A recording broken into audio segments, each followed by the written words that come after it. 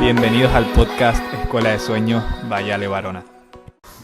Muchísimas gracias por hacerme esta entrevista. La verdad es que súper ilusionado y voy a ir directo al grano.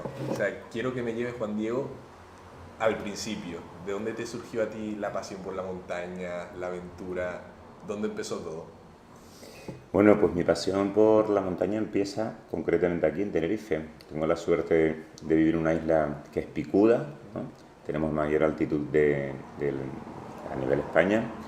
Y bueno, pues todo empezó precisamente porque yo vengo de un entorno rural, mi familia es de Las Mercedes, un pueblo cercano a la laguna, y me crié en una finca familiar, ¿no? Entonces yo desde pequeño tuve la posibilidad de tener un contacto directo con la naturaleza y entender que el espacio natural era como mi cancha de juego, ¿no? Somos una familia grande, 6 hermanos, entonces mi padre desde pequeño pues nos llevaba de senderismo, mis primeras acampadas las hice con él, con mis padres tuve la suerte de ir de acampada a Antequera, de ir de acampada a Mascas, lugares que ahora mismo incluso pues están muy masificados e incluso hay que hacer una serie de gestiones ambientales para poder acceder. Yo tuve la suerte de vivirlos de niño pues en libertad y prácticamente en solitario, ¿no? Es lo que le comentaba el otro día a Pico, que es el señor que surfeaba, que ustedes, por decir, es más o menos de tu quinta, vivieron la época de oro en el sentido de que iban a los sitios y todavía no había nadie, ¿sabes? Tenía esa magia especial. Me estaba contando él que él se metía al agua a surfear a las Américas y no había nadie. Era esa sensación. Sí, efectivamente, yo tuve incluso la suerte en el propio Teide, ¿no? Cuando yo de pequeña, mis primeras subidas al Teide fueron con 10, 12 años también con mis padres. Y bueno, era un Teide en solitario, ¿no? No es la masificación que nos encontramos ahora. Y así con muchos otros sitios de la isla, ¿no? Y ahí empezó un poco, se forjó ese espíritu que no sé muchas veces qué fue antes, ¿no? Si el montañero o mi espíritu como geógrafo, ¿no? Que es a lo que me dedico profesionalmente. Ah, claro, porque tú estudiaste geografía, si no me equivoco. Efectivamente, yo soy licenciado en geografía, bueno, pues porque de pequeño pues esa inquietud por saber qué es lo que había detrás de aquella montaña o qué había en el fondo del barranco, claro, me llevó a sentir que la geografía era una de mis pasiones, ¿no? Además del deporte. Entonces, bueno, pues estudié geografía y soy profesor de geografía. Ah, vale. O sea que ahora mismo tú eres profesor de secundaria, ¿verdad? Y es una pregunta que quería hacerte, ¿cómo compaginas lo de ser profesor de secundaria a hacer todas las aventuras? Por ejemplo, el otro día te mandó un mensaje y dice, Ale, ahora no puedo, que creo que estás en Escocia, ¿verdad? Sí. ¿Cómo compaginas eso? ¿Lo haces justo en vacaciones? ¿Te dan, cómo funciona? Bueno, la verdad que yo tuve muy claro desde muy jovencito qué estilo de vida quería vivir, ¿no? He intentado ser coherente con esa decisión y consecuente también, ¿no? Porque bueno, no todo es bonito, a veces el dedicarte un poco a llevar este estilo de vida también tienes muchísimas renuncias, ¿no? Por estar mucho tiempo fuera. Y bueno, tenía claro que una de las opciones que me podía ser muy fácil, digamos, estar mucho tiempo fuera, era sacar una plaza como funcionario. Yo soy funcionario del Estado, como profesor, y eso me permite pues 2 cosas. Primero, como profesor tenemos mucho tiempo libre, y después, pues dentro de nuestro convenio tenemos la posibilidad de cogernos licencias no retribuidas, ¿no? Las que no cobramos, obviamente, pero tengo disponibilidad de tiempo, ¿no? Entonces, hay años o cursos que los hago enteros, y hay cursos en los que no, que a lo mejor pues parto o me cojo un mes cerca de las vacaciones para unirlo a otra salida. Entonces, bueno, voy picoteando de aquí y de allá. Y sí es verdad que hay una cuestión fundamental que es organizarte bastante bien, ¿no? Yo durante mi estancia en Tenerife, cuando estoy aquí, trabajo muchísimo, no solo como profesor, sino otras muchas cosas. Yo soy guía de montaña titulado, etcétera, para intentar conseguir suficiente dinero para mis próximos proyectos, ¿no? Claro, o sea que tú mucho de lo que haces lo destinas directamente a aventuras, ¿no? O sea, tú ahorras aquí en Tenerife como profesor de más y después es más o menos lo que haces. Sí, bueno, yo tengo muchas fórmulas, ¿no? La primera es obviamente pues de mi salario, ¿no? De mi salario pues voy ahorrando, para mí mi prioridad no es ni una vivienda grande, ni un coche maravilloso. Mis ahorros fundamentalmente se van a mis viajes y a mis proyectos deportivos. Aparte de eso, bueno, pues el haber hecho muchas de las cosas que he hecho te va dando cierta credibilidad y va fidelizando muchos patrocinadores, y tengo la suerte de que, bueno, cuento con buenas ayudas. Y por otra parte, pues trabajo mucho como guía de montaña, ¿no? Incluso a veces aprovecho si me voy, por ejemplo, con un grupo a Kilimanjaro, que he llevado a algún grupo Kilimanjaro, pues aprovecho y a la vuelta ya les acompaño al aeropuerto, ellos se vienen y yo me quedo en el destino y a lo mejor me voy a la zona del Monte Kenia, o hace no mucho estuve en Uganda, aprovechando que ya estaba allí, y bueno, con el dinero que gano como guía, más que ya estoy en el destino, pues me sale relativamente económico, entonces no gano dinero, pero me he hecho un viaje. Entonces, bueno, tengo varias fórmulas que me van dando resultados para, bueno, pues hacer 3-4 viajes al año. O sea que también trabajas como guía para grupos en diferentes montañas de... Sí, sí, sí. Vale, Sí, eso sí. no tenía ni idea, ¿verdad? Trabajo para una agencia, se llama Aragón Aventura, una agencia española que los dueños son muy amigos míos, montañeros obviamente, y guías también. Y bueno, pues cada vez que tengo la posibilidad o alguien de aquí me dice, oye, nos gustaría ir a tal sitio, pues organizamos un grupo y nos vamos al destino, ¿no? Qué guay, qué guay. Y Juan Diego, que te quería preguntar, ¿tú crees que Tenerife, teniendo el pico más alto de España, tiene potencial para el tema de montañismo y demás? Porque es algo a lo mejor que, por lo menos, si no estás muy metido en el mundo, no lo ves tanto, ¿sabes? Sí, a ver, nosotros tenemos la gran suerte de tener la mayor cota de España, un lugar que para mí es privilegiado porque además me permite muchas veces aclimatar y hacer muy buenos entrenamientos para mis expediciones. O sea, a veces yo voy a una montaña de 8.000 metros o de 7.000 metros o 6.000 metros en Himalaya, donde sea, y ya me voy prácticamente aclimatado hasta el campamento base desde aquí, ¿no? Cosa que a amigos de la península les cuesta bastante más conseguir, ¿vale? ¿Cómo es ese proceso, el proceso de aclimatación? El proceso de aclimatación consiste en lo siguiente. Nosotros tenemos una determinada saturación de oxígeno en sangre, por ejemplo ahora que nos encontramos en el Médano, a nivel del mar. Cuando tú subes en altitud, cada 3.000 metros de altura aproximadamente, cada 3.300 metros, se pierde una tercera parte de la presión de cada uno de esos gases. Se dice siempre que es que hay menos oxígeno, no es que haya menos oxígeno, es que como sabemos, a medida que subimos en altitud, disminuye la presión. Eso quiere decir que a 9.000 y pico metros, casi 10.000 metros, la presión empieza prácticamente a desaparecer porque ya pasamos a la parte alta de la atmósfera, ¿no? ¿Eso qué significa? Que cada tercera parte tú tienes que hacer, o sea, cada tercio tú tendrías que hacer pues, una tercera parte más de esfuerzo para poder obtener el oxígeno, ¿no?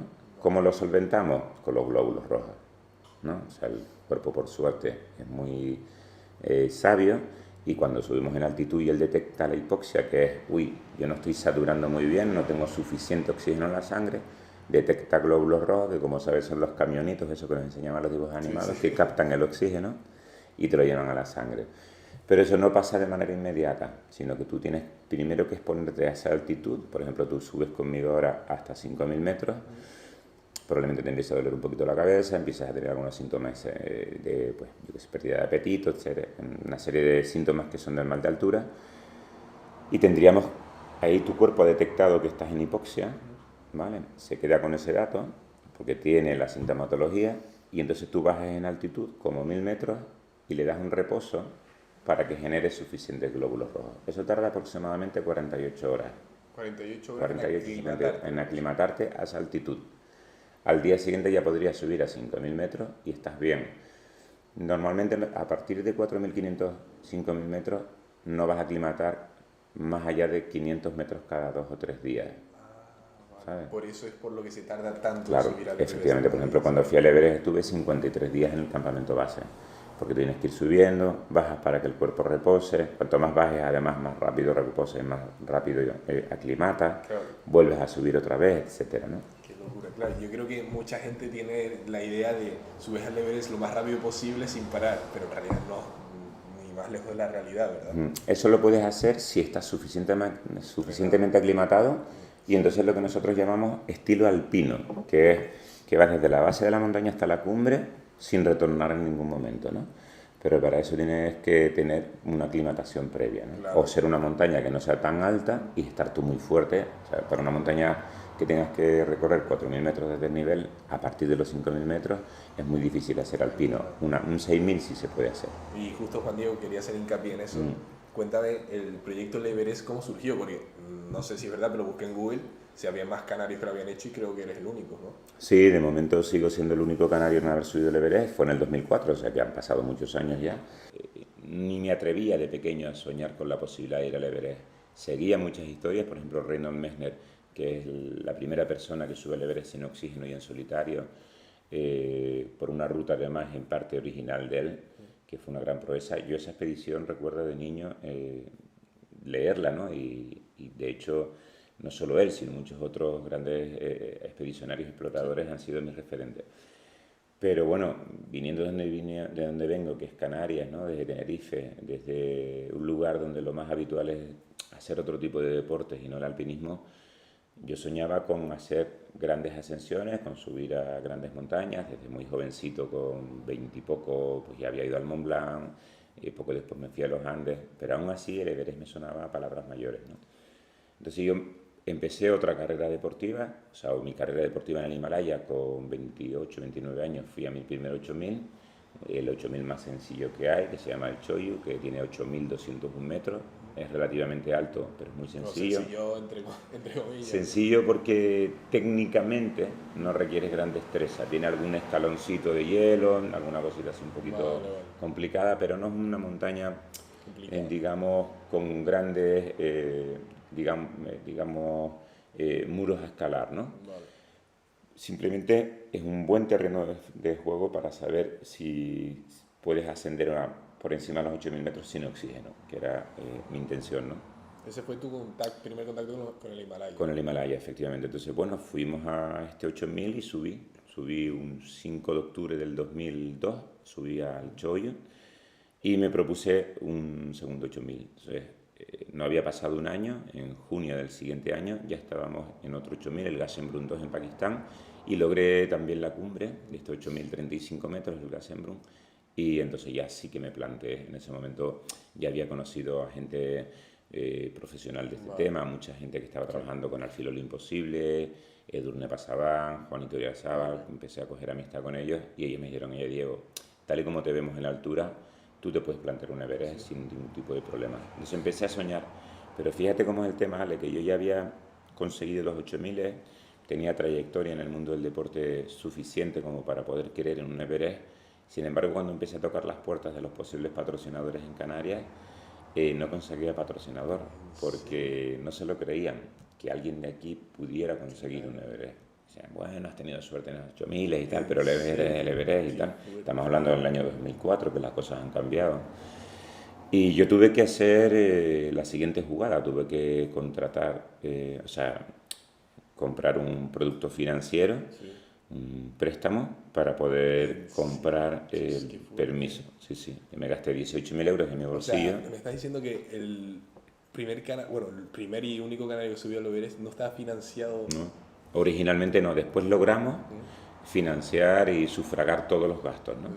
Pero mi primera inversión, o sea, cuando yo empecé a tocar puertas incluso de patrocinadores que ya me habían ayudado en otras ocasiones, las puertas se cerraban, pues decían, no, el Everest es muy complicado, y si te matas, ¿cómo vamos a quedar nosotros como patrocinadores? Porque claro, pues hay un riesgo, a veces es un hándicap, ¿no? Para un deporte de riesgo conseguir un patrocinador, porque si ocurre algo nefasto, el patrocinador no quiere estar salpicado, ¿no?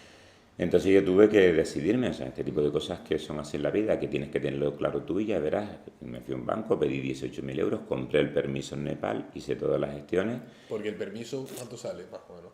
El permiso para una montaña superior a 8.000 metros es un permiso que puedes compartir con más expedicionarios, entre 8 y 10. Entonces pueden estar entre, yo no sé cuáles serán las tarifas ahora, pero en mi caso en ese momento, para ir un 8.000 normal, podrían estar en 6.000 euros solo el permiso, y el Everest costaba 18.000 euros para 10 personas, solo el permiso, o sea, un papel en el que dice usted puede ir a esta montaña. Sí. Dios, qué fuerte. Sí. Y bueno, sí es verdad que con ese permiso, después ya yo fui convenciendo a mis patrocinadores de que yo me iba a ir, o sea, que sí se querían sumar bien, pero que yo iba a intentar ir al Everest, y empecé a conseguir patrocinio y logré sufragar los gastos. Pero a veces hay que tenerlo muy claro para poder convencer a los demás, ¿no? No lo hubiera dicho nunca, o sea, yo creía que lo tenías todo pagado, incluso te pagaron dinero por hacerlo, ¿sabes? No, este es un deporte, te digo yo, nunca, hasta el día de hoy, he ganado dinero como para, digamos, para mi vida personal, ¿no? Todo el dinero que gano en la montaña es para poder hacer proyectos y poder hacer un documental o digamos, pues. sufragar proyectos de futuro y tal, pero este deporte en absoluto me da como para mi vida personal, porque no es así, ¿no? Sí, No es un deporte, o sea es muy que- complicado profesionalizarte. Sí. Claro, tú lo haces para poder seguir viviendo tu pasión, básicamente. Efectivamente, sí, sí. Ok, qué bueno. Entonces, una vez en el Everest, ¿te llaman Juan o Juan Diego, me voy a llamar Diego. Una vez en el Everest, Diego, o sea, ya una vez estás ahí, ¿cuál es la sensación? Dice, bueno, ya no hay marcha atrás, ¿sabes? Sí, efectivamente, ¿no? De hecho, el Everest para mí fue una montaña donde hubo un antes y un después, ¿no? Por varias cosas. No es la montaña más complicada que he escalado, ni mucho menos. Yo he corrido muchísimo más riesgos, a pesar de ser mucho más corta en el tiempo la expedición, por ejemplo, en el Monte Cook, que es en Nueva Zelanda. Es una montaña complicada, no tiene ninguna ruta sencilla para subir, hay que escalar, hay que utilizar piolets, estás prácticamente en solitario. Y otras tantas, ¿no? El 6000 Virgen que estuve en la India hace un par de años, pero el Everest tiene nombre, ¿no? El Everest Claro, es la más el Everest alta. es la Efectivamente, marca, ¿no? y es una marca y bueno, al final hay que subir.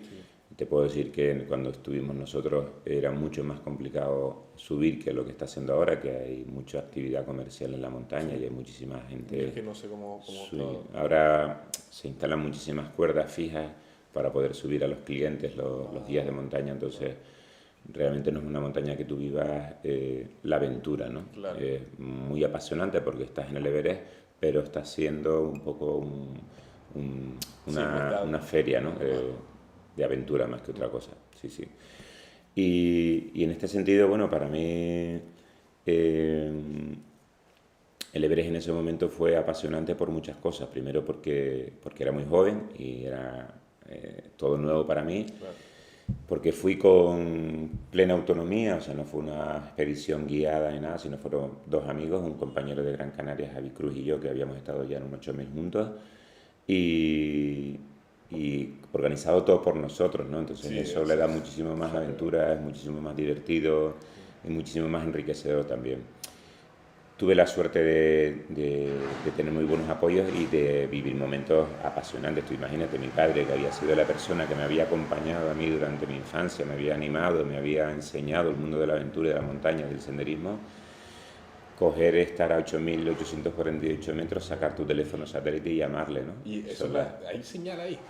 Con teléfono satelital, sí. Vale, Un teléfono especial para poder llamar desde estos espacios. Entonces, llamarle a las 8 y pico de la mañana, y él aquí a las 2 de la mañana, estoy en la cumbre del Everest, imagínate, ¿no? Esos son momentos para toda la vida, son momentos para toda la vida. ¿Qué pasa? Que después hay que bajar, ¿no? La cumbre es la mitad del camino, después hay que centrarse, ves tragedias, ves a veces compañeros que vas conociendo durante el camino y que no bajan porque tienen accidentes, o sea, la alta montaña es una de cal y otra de arena, ¿no? Son momentos apasionantes por mil motivos. Pero sí, desde luego que cuando yo bajé del Everest sentí que se abría un nuevo camino, que realmente iba a dedicarme de manera intensa durante mucho tiempo a este mundo, ¿no? Porque hasta ese momento picoteaba, por ejemplo yo hago windsurf, estoy muy metido con actividades acuáticas toda la vida, entonces hasta ese momento alternaba un poco distintos deportes y ahí me centré directamente y con el Everest, una vez que bajé de la cumbre, me propuse hacer el proyecto de las 7 cimas, que era viajar alrededor de todo el planeta subiendo a la cumbre más alta de cada continente, ¿no? Y empecé ese proyecto. Fueron 3 años de viaje. Sí. 3 años. Sí. ¿Ya lo terminaste? Sí, vale. lo terminé en el 2007. Vale, qué locura. Sí. De hecho, el reto era en el 2004, subí al Everest el 17 de mayo del 2004, y en ese momento solamente 2 españoles habían conseguido el proyecto de las 7 cimas, ¿no? Sí, no, es un proyecto complicado, es ir a cada continente, América del Norte, América del Sur, África, Antártida, Europa, Oceanía, y subir a la cumbre más alta de cada uno de ese continente. Y Diego, una cosa, porque obviamente tú estás hablando del tema deportivo, pero después la financiación de esos proyectos, ahí sí conseguiste patrocinadores. Sí, y fui un poco, algunos me los sufragué yo porque hay expediciones que son muy baratas, por ejemplo, irte a un Kilimanjaro es algo que, bueno, que para una persona que trabaje como en mi caso, pues te puedes sufragar tú por tu cuenta, ¿no? Vale. Sí, pues son expediciones que en su momento ahora han subido de precio, pero en su momento eran a lo mejor 3.000 euros. Vale. y bueno, pues ahorra un poco de aquí y de allá y tal, y tira. Pero después hay expediciones que sí son mucho más caras. Por ejemplo, ir a la Antártida es muy, muy caro. Sí, ¿verdad? Muy, muy caro. Ir a la Antártida en su momento, que te estoy hablando, yo estuve en el año 2007, 2008, me costó a mí más de 20.000 euros para un mes. Entonces es complejo. Entonces, para eso sí hay que buscar mucho patrocinio, trabajar mucho. A la vuelta tener que hacer mucho trabajo de exposiciones, charlas, etcétera, para poder seguir obteniendo financiación. Claro, ¿no? claro.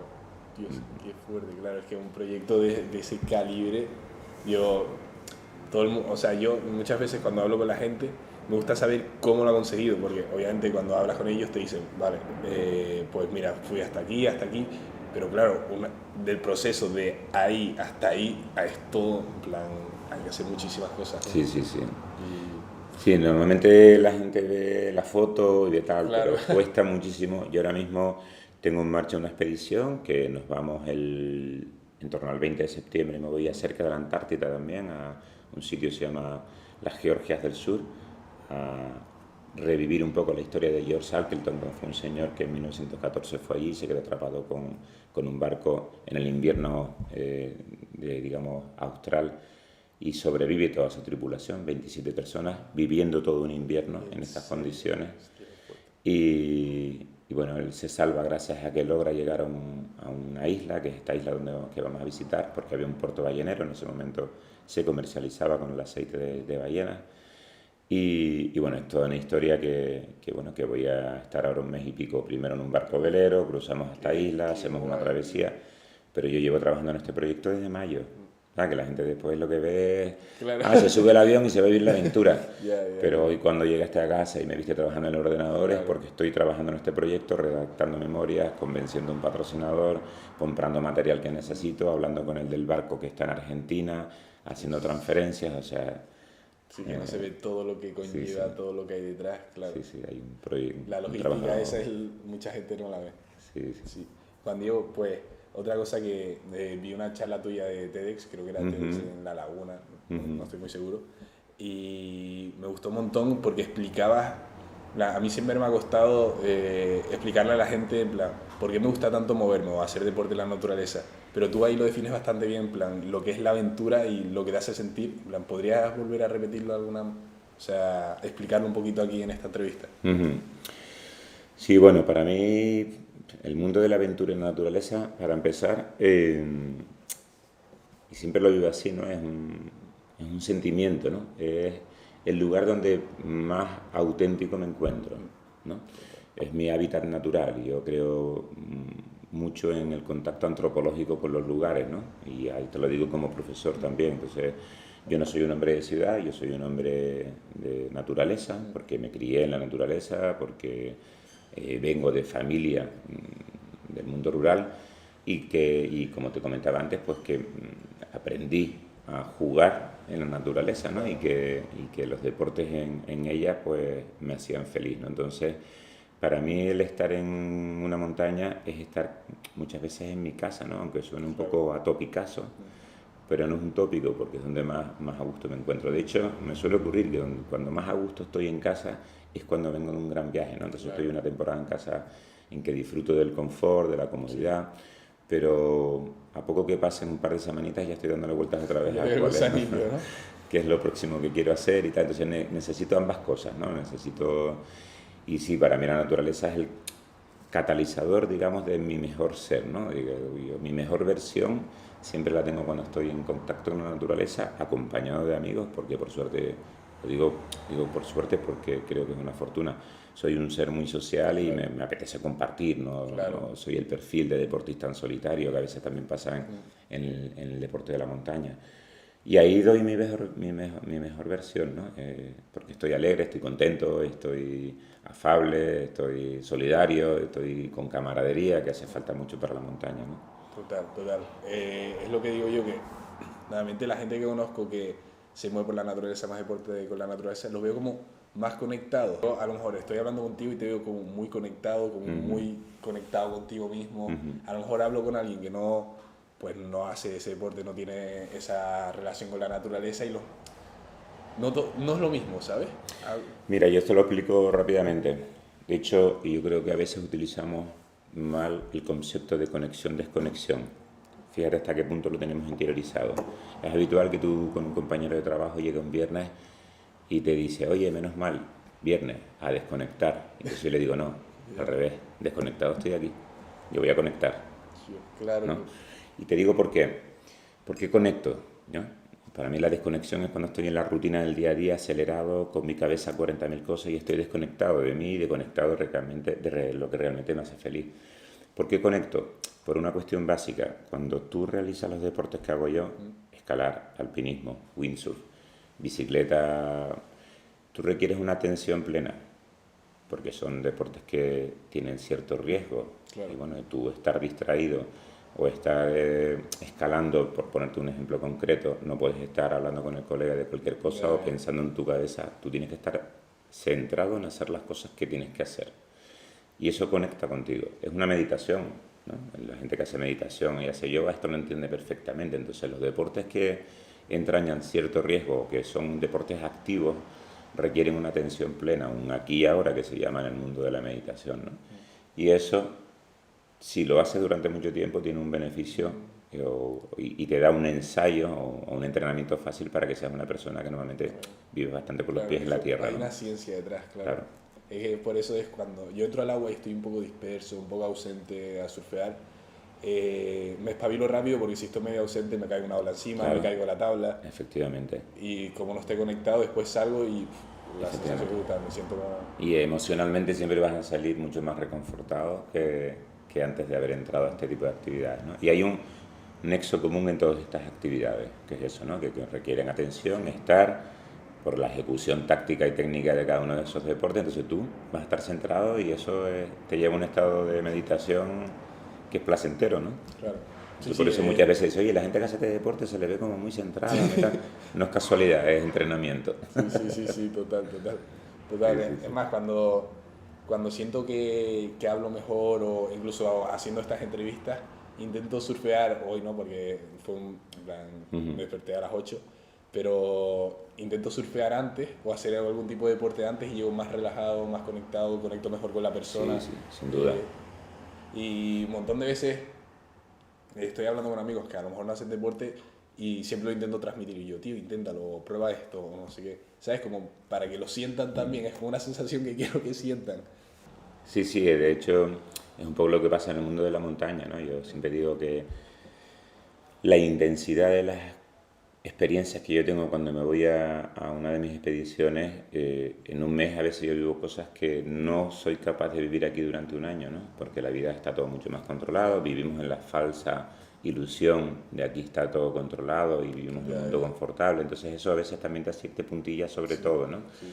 Mientras que cuando estoy en el deporte estoy en plena tensión, necesito estar en ese momento y muchas de las cosas que van ocurriendo son imprevistas y tengo que estar preparado para ello, pues porque viene una nevada, corre una piedra, el compañero se encuentra mal, entonces esa intensidad hace que la vida tenga un poco más de sabor, ¿no? Sí, total. Y no te pasa que lo que antes creías que era un problema aquí, te vas fuera, vuelves y dices, wow, ¿qué problema es este? Totalmente, te garantizo que sí, mira, cuando entraste me habrás encontrado con la cara a cuadros, como te comenté y lo podemos decir en la entrevista, acabo de borrar por error igual 2 teras de información, que eso es muchísima información de temas de trabajo, de temas personales. Por supuesto que me fastidia, a ver cómo lo puedo recuperar, pero te puedo garantizar que esto me pasa hace 20 años y hubiera estado, igual ni te abro la puerta del cabreo que hubiera tenido. Pero bueno, las cosas son así, ocurren, ya veré si lo puedo resolver y si no tendré que seguir viviendo sin esa información, no pasa absolutamente nada. Solamente hay una cosa en la vida que no tiene solución, que es la muerte, solamente. El resto podemos vivir sin ello, ¿no? Bueno, pues se pierde la información y ya está, ¿no? Y yo he tenido la suerte de haber escapado en 3 ocasiones de la muerte, pero he tenido la desgracia de haber perdido a algún amigo en la montaña, y entonces eso te pone en un punto de relatividad de todo en la vida, muy importante, ¿no?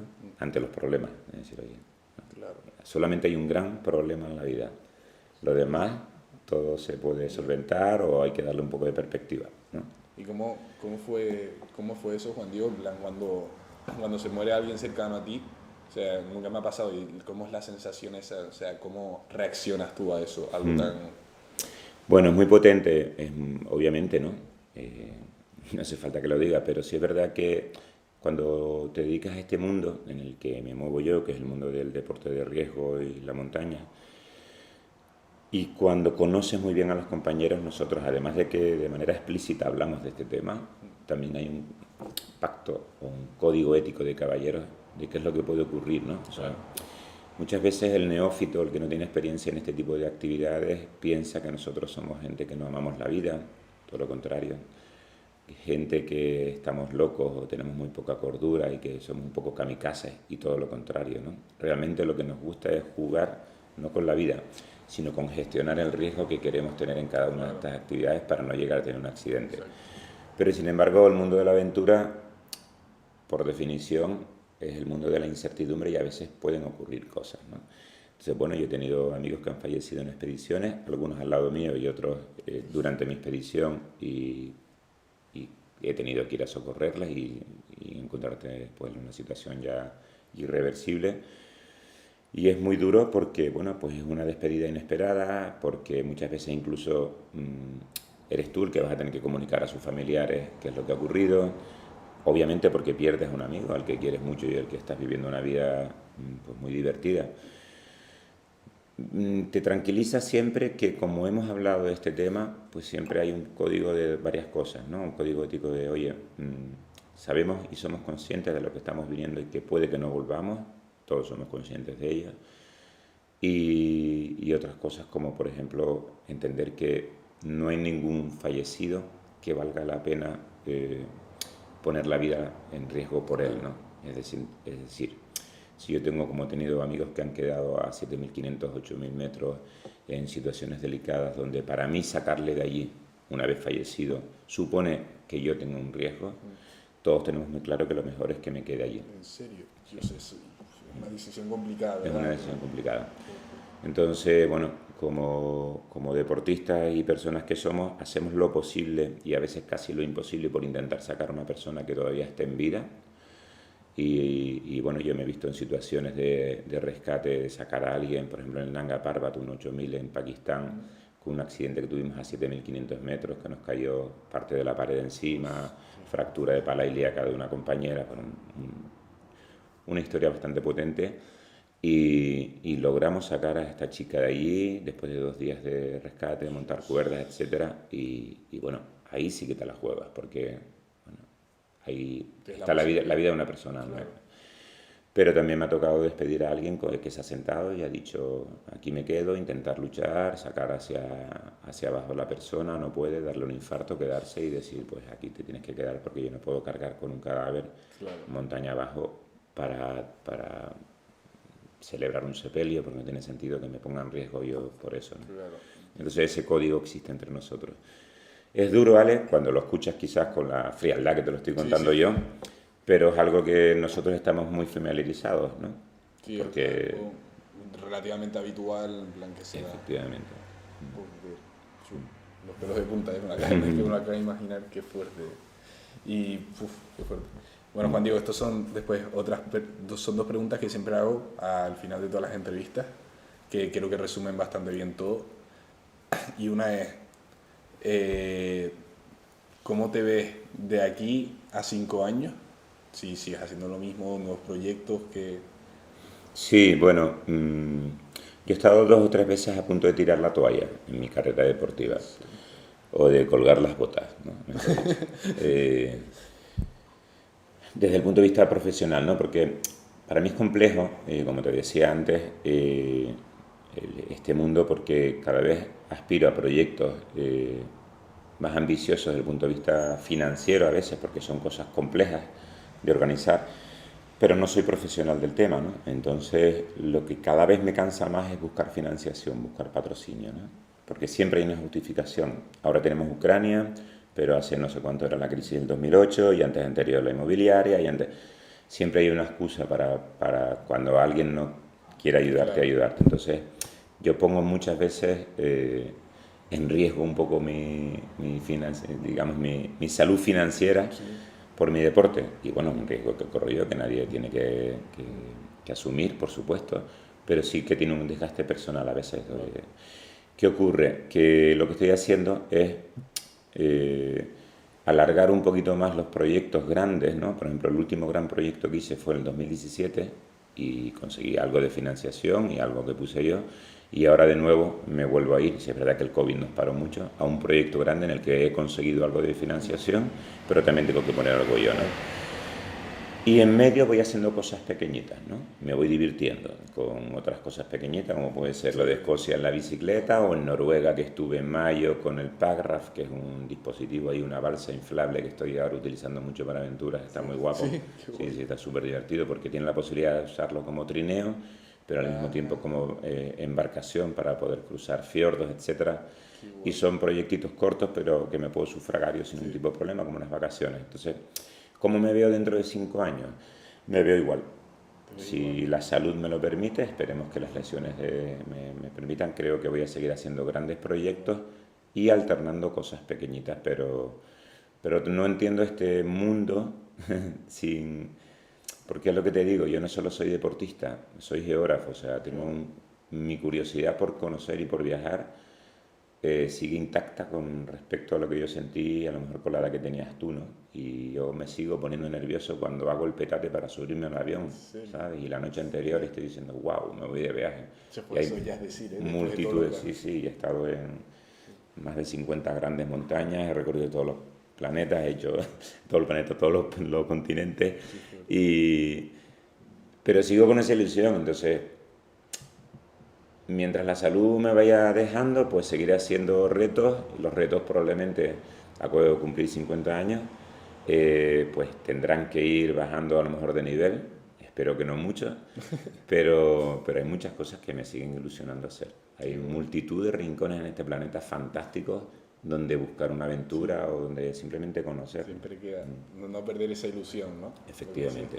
Sí. Qué guay. Puede ser la respuesta más reconfortable que me han hecho nunca. Ahora la gente dice, pues me gustaría. Y pensar que ya has llegado a ese punto en tu vida que dice, pues me gustaría seguir igual, para mí eso es como... Porque a mí todavía me veo como con tantas cosas que quiero hacer. La última pregunta que suelo hacer es, Juan Diego, después de todo lo que has vivido, las aventuras que has vivido, viajado tanto, si tuvieras que darle solo un consejo a tu yo de joven, de 19, 18, 20 años, ¿cuál sería? Bueno, el consejo a mi joven de 19 años sería fórmate, prepárate y sobre todo, ¿no? Cuando uno es muy joven tiene muchas ganas de comerse el mundo, pero yo creo que para que el mundo, cuando te lo vas comiendo, que te lo vas a ir comiendo, sea sabroso, hay que no dejarse llevar tanto del impulso para poder elegir bien lo que quieres hacer, ¿no? O sea, yo he aprendido con el tiempo que no hago cualquier viaje con cualquier persona, mientras que cuando tenía 20 años me iba con cualquier persona a cualquier sitio. Y al final lo vas a tener que hacer porque es la manera de aprender. Pero yo en la vida, ya ves cómo tengo mi casa, en la vida llevo el concepto del minimalismo a muchas cosas, ¿no? Y a mis viajes también. Creo que menos es más y a veces es mejor hacer menos actividad, pero algo que realmente estés convencido que lo quieres hacer, un destino que realmente te ilusione, que lo tengas bien preparado y del que disfrutes mucho, ¿no? Y también cuando hago viajes de travesía, ¿no? No por hacer más kilómetros vas a tener una sensación mejor o va a ser más productivo tu viaje. Entonces, cuando tenía 19 años, hacía muchos kilómetros, iba a muchos sitios y estaba con mucha gente y me quería comer el mundo muy rápido. Claro. Y ese acelere a veces te perdía, ¿no? Te perdía. Lo entiendo totalmente, es lo que me pasa a mí. Siento que quiero hacer tantas cosas, pero no sé cómo canalizar eso para... Efectivamente. ¿sabes? Entonces a lo mejor ir a veces tiene que haber tiempo de acción y tiempo de reflexión. ¿Sabes? Yo ahora mismo es muy raro, date cuenta que yo soy docente, que yo el mes de agosto estoy de vacaciones, es muy raro que yo esté en Tenerife. ¿Por qué estoy yo en Tenerife ahora? Porque me voy en septiembre, el 15 de septiembre de expedición, 40 días. Podría estar ahora mismo subiendo una montaña, estando de viaje y tal, pero yo sé que eso me va a sacar de lo que necesito, que es estar tranquilo, preparando bien mi viaje, organizando la logística, leyendo sobre el lugar, para que la experiencia sea del 100%, ¿no? Antes hubiera sentido que estar en Tenerife en agosto hubiera sido tirar mi vida a la basura, ¿no?